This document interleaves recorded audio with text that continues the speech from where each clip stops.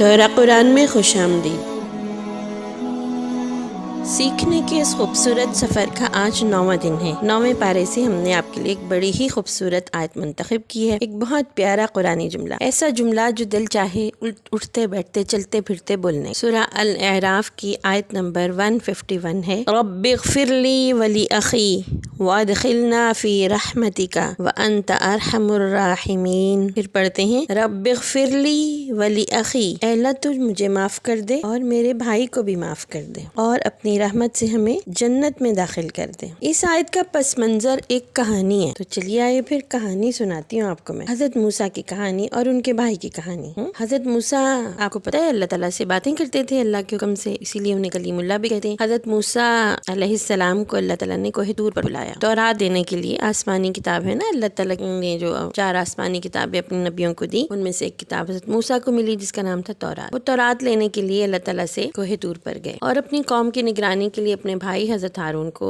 ذمہ داری دے دی۔ حضرت ہارون بھی نبی تھے، حضرت موسیٰ کے اسسٹنٹ سمجھ لیں، اللہ تعالیٰ نے انہیں بھی نبوت سے سرفراز فرمایا تھا۔ حضرت موسیٰ چلے گئے تو پیچھے سے ایک شخص تھا سامری، اس نے سونے کا ایک بچڑا بنایا، بچڑا گائے کے بچے کو کہتے ہیں، گائے کے بیبی کو، سونے کا، جیسے جس گولڈ سے زیور بنتے ہیں نا، گولڈ کا ایک بچڑا بنا لیا، ایک بیبی کاف بنایا اس نے، اور لوگوں سے کہا کہ چلو موسیٰ نہیں ہے اور خدا بھی بزی ہے تو چلو ہم نا اس کی عبادت کریں۔ حضرت ہارون نے انہیں روکا، انہیں سمجھایا اور بتایا کہ یہ بچڑے کو پوجنا جو ہے وہ شرک ہے اور اللہ تعالیٰ نے اس بات سے منع فرمایا، لیکن لوگ تو مانے ہی نہیں، انہوں نے حضرت ہارون کی بات نہیں مانی۔ جب حضرت موسیٰ واپس آئے اور انہوں نے دیکھا کہ لوگ بچڑے کی پوجا کر رہے ہیں تو انہیں بہت غصہ آیا۔ انہوں نے حضرت ہارون سے پوچھا کہ تم نے انہیں کیوں نہیں روکا؟ حضرت ہارون نے عرض کیا کہ میں نے بہت کوشش کی، مجھے یہ ڈر تھا کہ یہ آپس میں اور جھگڑیں گے، میں نے کوشش تو کی لیکن میں ان کو اس بات سے منع نہیں کر سکا۔ یہ سن کر حضرت موسیٰ کو احساس ہوا کہ واقعی بڑی نازک بات ہے اور حضرت ہارون کو جو ذمہ داری دی تھی وہ شاید پوری نہیں کر سکی، انہیں اس بات پہ بھی غصہ تھا۔ پھر اللہ تعالیٰ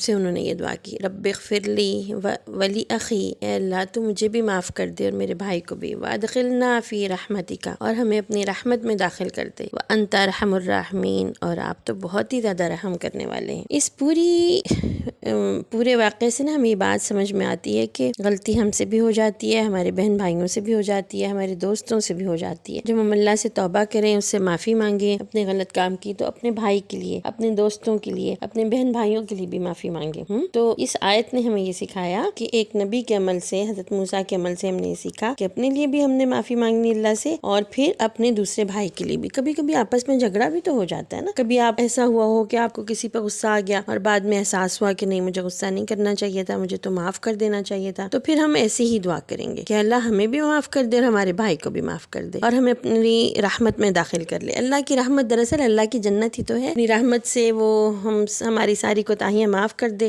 جب ہم اس کے پاس جائیں تو پھر وہ ہمیں جنت عطا کر دے۔ یہ دعا حضرت موسیٰ نے اس وقت کی جب انہیں بہت غصہ آیا اور انہیں یہ لگا کہ ان کے بھائی کے ذمے جو کام لگا تھا انہوں نے اس کو پورا نہیں کیا۔ پھر صورتحال پہ غور کرنے سے ان کا غصہ ٹھنڈا ہوا تو پھر انہوں نے یہ دعا کی۔ ہمیں اس دعا میں یہ بات سکھا رہے ہیں اللہ تعالیٰ کہ غصہ آئے تو اللہ کی طرف رجوع کریں، رب اغفر لی، اے اللہ تو مجھے معاف کر دے، مجھے غصہ آ گیا تھا، ہے نا۔ اور جس بھائی سے ہماری لڑائی ہو جائے، جس دوست سے ہماری لڑائی ہو جائے، پھر اس کا بھی نام لے کے ہم کہیں ولی اخی، اور میرے اس بھائی کو، میرے اس دوست کو بھی معاف کر دے، میری اس بہن کو بھی معاف کر دے۔ محاورتاً ہم یہ بات کر سکتے ہیں کہ اپنے رشتے میں، اپنے ریلیشن شپ میں جو بھی ہمارے ساتھ ہو، جس پہ ہمیں غصہ آیا، ہم اس کے لیے دعا کریں۔ تو چلے ایک دفعہ پھر آیت دہراتے ہیں، رب اغفر لی ولی اخی، رب اغفر لی ولی اخی، اتنا تو ضروری یاد کر لیں، اور جو اس سے آگے بھی یاد کر سکتا ہو، آیت بہت ہی خوبصورت ہے، وَأَدْخِلْنَا فِي رَحْمَتِكَ، اور ہمیں اپنی رحمت میں داخل کر لے۔ سبحان اللہ، یہ رحمت کیا ہے اس بات کو ہمیں سمجھنا چاہیے۔ رحمت محبت ہے، حفاظت ہے، معافی ہے، مدد ہے۔ کیا مزے کی بات ہے بھائی کہ ہم اللہ سے کہہ رہے ہیں کہ ہمیں اپنی محبت عطا کیجیے، ہماری حفاظت کیجیے، ہمیں معاف کر دیجیے، ہماری مدد فرمائیے، وَأَدْخِلْنَا فِي رَحْمَتِكَ، اور جب اللہ کی محبت حاصل ہو، اس کی حفاظت میں ہم آ جائیں، اللہ ہمیں معاف کر دے، اللہ ہماری مدد کر رہا ہو، تو دراصل ہم اس دنیا میں بھی کامیاب ہیں اور آخرت میں بھی کامیاب۔ اور پھر ہم اللہ کے صفت بیان کرتے ہیں، اس کی حمد بیان کرتے ہیں، وَأَنْتَ أَرْحَمُ الراحمین، اور آپ تو سب سے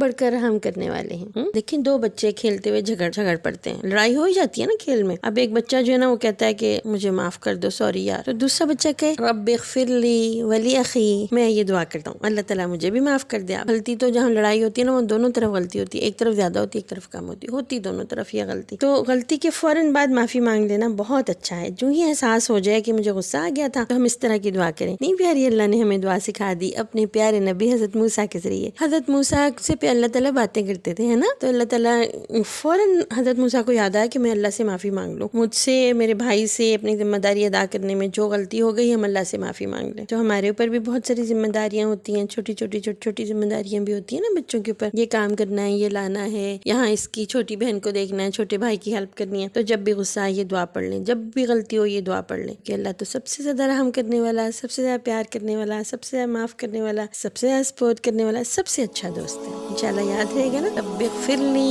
ولی اخی, رب اغفر لی ولی اخی. کس کس کو یاد ہو گیا ذرا بتائیں تو صحیح کمنٹس میں. السلام علیکم ورحمۃ اللہ.